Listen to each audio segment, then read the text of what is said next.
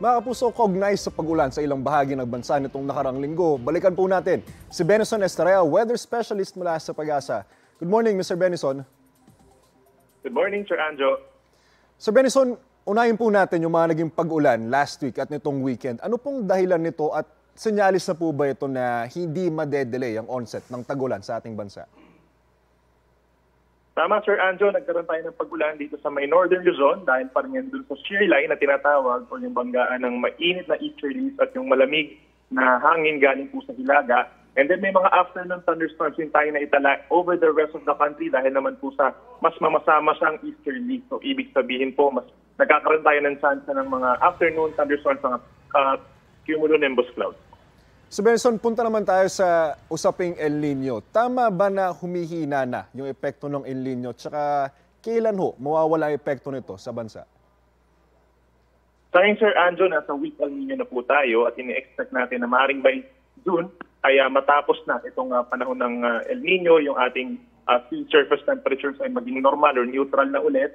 So balik meron tayong lag effect. So ibig sabihin po niyan magkakaroon ng counting delay doon sa epekto ng El Nino. Maaaring magtagal pa rin yung medyo kulang na ulan hanggang sa susunod po na buwan. Mr. Benison, kung maalala ko lang po, naglabas po ng infographics ang Pag-asa na magkakaroon ng isa o dalawang bagyo ngayong buwan. Matutuloy po ba ito at kailan po kaya sakto o kailan po natin nakikita na magkakaroon ng bagyo? Yes, base po sa Climatology Division ng Pag-asa, possible for this month yung isa or dalawang bagyo. Meron tayong minomonitor na cloud cluster sa may Pacific Ocean as of now and hindi rin natin inaalis yung chance na mabubuo siya sa low pressure area but probably kung magkaroon man tayo ng bagyo towards the 3rd or 4th week pa po ng Mayo. Ano po ang pinakamataas na heat index o damang init forecast ngayong Lunes at saang lugar po ang makakaranas nito? Karamihan po ng ating mga matataas na heat indices ay maaaring maitala po dito sa may Northern Luzon, lalo na sa may Ilocos region, at dito rin sa may parteng Central Luzon. Possible po yung hanggang 46 degrees Celsius na heat index sa susunod po na dalawang araw.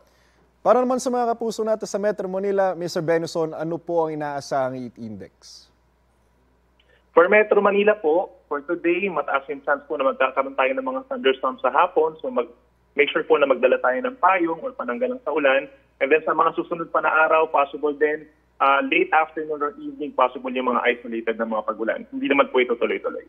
Ito, Mr. Benison, para bigyang linaw lang, no? Pwede bang i-define sa amin kung ano itong term na nauuso ngayon na tinatawag na global boiling?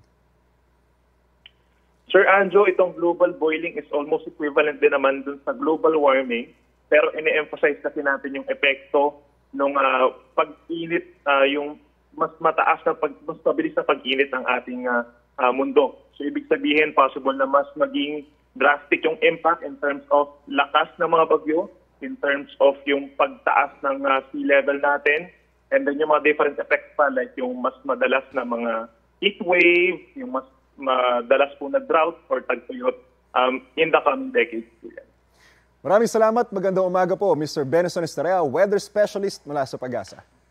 Kapuso, para laging una ka sa mga balita, bisitahin at mag-subscribe sa GMA Integrated News sa YouTube. Sa mga kapuso abroad, samahan nyo kami sa GMA Pinoy TV at sa www.gmanews.tv.